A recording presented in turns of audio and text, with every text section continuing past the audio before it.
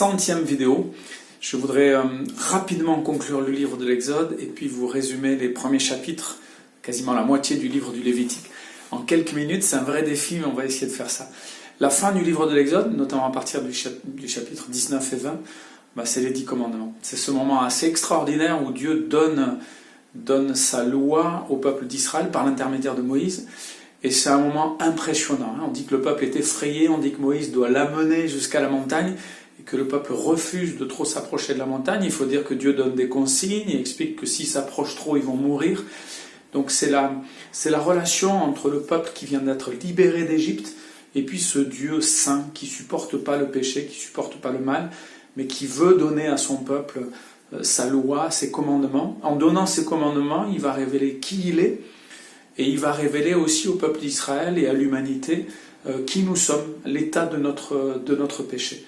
Mais avec ces paroles qui sont des interdictions et qui nous plaisent peut-être pas, eh bien Dieu dit en fait tout ce qui est possible, toute notre liberté est là. Il y a plein de choses qui sont possibles, mais il y a des choses qui sont impossibles parce que Dieu ne les supporte pas, parce que Dieu ne les aime pas. Dans ces commandements, il y a toute une partie qui concerne notre relation à Dieu et qui fonde tout le reste. Et la deuxième partie, ce sont nos relations entre nous, entre les êtres humains, la relation aux parents, la relation aux autres, l'adultère, le faux témoignage, le vol. Et puis ça se termine avec quelque chose qui est invérifiable, c'est la convoitise. Dieu nous demande aussi de ne pas convoiter ce qui est à l'autre. Aucun législateur, aucun juge pourrait nous mettre en prison parce qu'on a convoité dans notre cœur ou dans notre tête, mais Dieu va jusque-là, déjà dans l'Ancien Testament. Et puis ensuite, il y a toute cette description du tabernacle, ce que Moïse va devoir construire. Moïse voit par l'intermédiaire de Dieu, Dieu lui fait voir en fait les plans du tabernacle, un modèle du tabernacle, et puis voilà comment il faudra le construire. Cette tente qui va permettre à Dieu de venir habiter au milieu de son peuple et de parler à son peuple. Et là, on entre du coup dans le Lévitique. Le livre du Lévitique raconte en fait les lois données par Dieu à Moïse dans la tente de la rencontre, dans ce lieu très saint, ce lieu en fait où Dieu vient habiter au milieu de son peuple. C'est pour ça qu'on dit que le livre du Lévitique en fait est l'évangile de l'Ancien Testament, parce qu'en fait il nous parle d'une certaine façon de la naissance de Jésus. Dieu vient habiter sur terre, il le fait déjà dans la tente de la rencontre, mais ça annonce la venue de Jésus plus tard, le fait que Dieu va venir vraiment habiter sur terre pendant un temps. Et puis ensuite, dans tout ce livre du Lévitique, eh bien, on va parler de tous ces sacrifices, comment avoir accès à Dieu, comment entrer dans la présence de Dieu alors que Dieu est saint et que nous sommes pécheurs. Eh bien, ça va être par l'intermédiaire des sacrifices. C'est un livre sanglant, peut-être un peu choquant, mais qui nous prépare en fait au sacrifice de Jésus-Christ. C'est pour ça qu'on dit que c'est l'évangile de l'Ancien Testament. Alors, toute la première partie du livre, eh bien, c'est comment avoir accès à Dieu alors que nous sommes pécheurs et que lui est très saint. Et on va détailler en fait tous ces sacrifices qui peuvent être des sacrifices de communion, des sacrifices de culpabilité, des holocaustes. Un holocauste, c'est un sacrifice où toute la victime, tout l'animal est brûlé. Il n'y a rien qui sera mangé, en fait, c'est vraiment pour demander un pardon complet, total à Dieu. Et tous ces sacrifices vont nous parler en fait de notre vie chrétienne et de ce qu'on est amené à vivre avec Dieu. Ça veut dire qu'on ne peut pas se sauver tout seul, ça veut dire que Dieu est trop saint pour qu'on puisse s'approcher de lui sans qu'un animal meure à notre place. C'est très très fort comme message. Par l'intermédiaire en fait des sacrifices, Dieu délivre un message très fort. Voilà. Pour avoir accès à moi, il n'y a pas d'autre moyen que ce sang versé. Et la présence du sang est impressionnante, mais elle nous explique en fait comment on a accès à Dieu, comment on est sauvé. C'est l'expiation, le fait que nos péchés soient couverts par Dieu, mais qu'ils soient couverts par le sang. C'est aussi la substitution, c'est-à-dire qu'il y a des animaux qui meurent à notre place. Pour tous ceux qui aiment les animaux, c'est douloureux, mais c'est normal que ce soit douloureux. Et ça nous prépare au sacrifice de Jésus qui va faire disparaître les sacrifices d'animaux, mais qui était annoncé. Et puis la deuxième partie du livre, c'est maintenant qu'on a accès à Dieu, maintenant qu'on peut être sauvé, on a été délivré d'Égypte pour le peuple d'Israël, eh bien comment on demeure dans la présence de Dieu, comment on marche avec Dieu, comment on dure avec lui.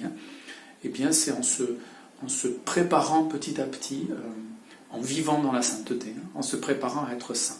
Dieu dit que son peuple est un peuple saint, un peuple mis à part, un peuple qui se consacre à lui, eh bien, ça veut dire qu'il apprend à être saint. Vous serez saints comme moi je suis saint. On lit ça vraiment dans le livre du Lévitique plusieurs fois. Et plusieurs fois, quand Dieu va donner ses lois, là on a toute une partie de lois. Donc après avoir parlé des sacrifices dans la moitié du livre, dans l'autre moitié du livre, on va parler des lois, des règlements. Dieu va dire, voilà, vous suivrez ces lois parce que je suis l'Éternel, votre Dieu. La motivation pour nous, c'est parce qu'on est entré dans le peuple de Dieu et on veut faire ce que Dieu nous demande, on veut obéir à ce Dieu, on veut rester avec lui, on veut rester en communion avec lui. On a été sauvés, on a compris que cet accès à Dieu, cette présence, cette relation à Dieu était possible que par le sang, c'est-à-dire parce que des animaux meurent à notre place, et plus tard parce que Jésus va mourir à notre place. Et pour rester maintenant en communion avec lui, pour être bien avec lui, eh bien on veut vivre la sainteté, on accepte qu'il nous montre en fait comment être saint. Et je vous donne juste un exemple. On s'approche là du chapitre 19 du livre du Lévitique. Eh bien, il y a plein de lois, de règles qui sont pleines de sagesse et qui des fois peuvent aussi nous troubler. On peut ne pas les comprendre parce que régulièrement, Dieu va faire référence à des choses que le peuple d'Israël avait pris l'habitude de faire en Égypte, ou alors des choses que le peuple d'Israël va voir dans le pays de Canaan, et il leur dit, voilà, vous ne pouvez pas vivre ça. Ça, c'est interdit. Essayez d'entrer en relation avec l'esprit des morts, je vous demande de ne pas le faire. C'est une abomination pour moi. Qu'un homme couche avec un homme comme un homme couche avec une femme, c'est une abomination. Ça se fait peut-être en Égypte, ça se fait peut-être chez certains peuples, mais ne le faites pas, c'est une horreur.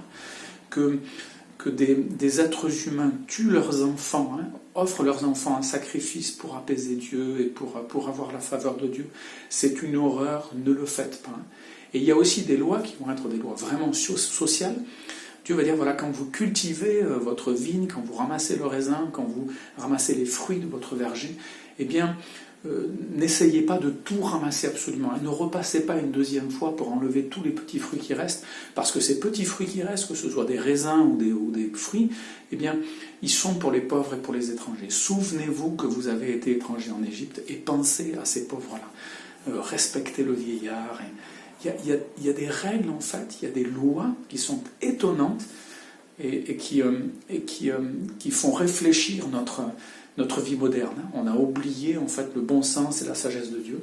Il y a des gens qui trouvent que la Bible est sage, qui trouvent qu'il y a des lois intéressantes, et qui oublient que derrière ces lois intéressantes, eh bien, il y a un Dieu qui nous connaît parfaitement, qui sait ce qui est bon pour nous. Quand il interdit quelque chose, c'est parce qu'il est le Créateur et qu'il sait que ces choses-là sont mauvaises pour nous, qu'elles ne nous mèneront pas dans la paix et dans la joie. Et ceux qui essaient de respecter ces lois sans reconnaître Dieu vont quand même pas trouver la paix et la joie.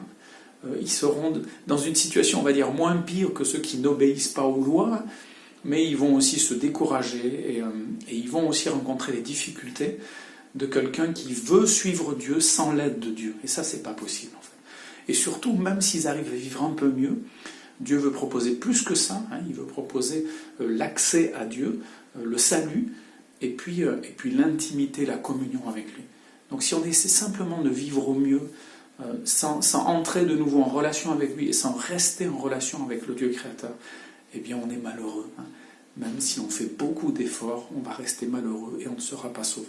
Voilà, j'espère que j'ai réussi à commenter ou à résumer la fin du livre d'Exode, le début du livre de Lévitique. Et on va continuer petit à petit maintenant, chapitre après chapitre, de lire ce livre du Lévitique et puis la suite de la Bible ensemble. Bonne journée.